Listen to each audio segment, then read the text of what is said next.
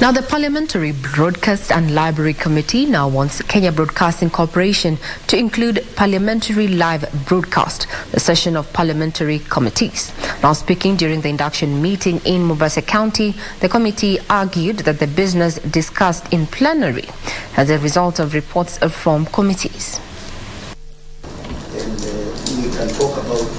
Speaking in Mombasa after engaging the national broadcaster, the committee chaired by Turkana West Member of Parliament David Nanok said KBC is in partnership with the Parliamentary Service Commission in terms of broadcasting, and there is need to improve the signal coverage of Parliament proceedings and include committee sittings whose reports run the business of the House. Parliament in the plenary is actually engaging on the work that has been done and reported to the plenary by the committees of the National Assembly.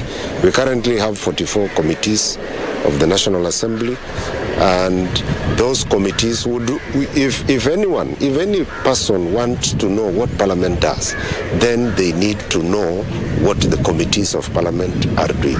And so that is a matter that we would want KBC to look at.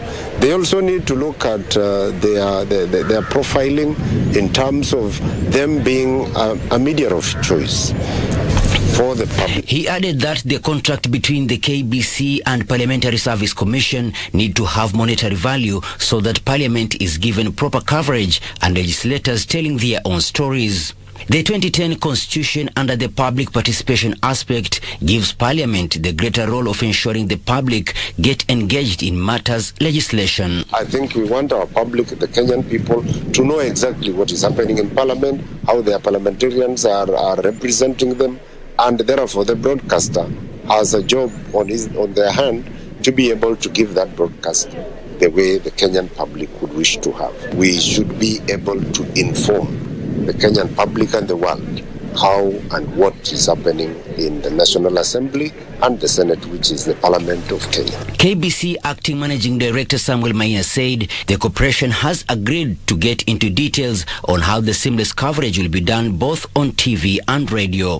He added that the committee intended to know the plan for KBC in enhancing national coverage. Maina, however, said this will require a lot of investment. All these members, we require their support in order to improve the budget for KBC that comes from government on mainly public broadcasting service.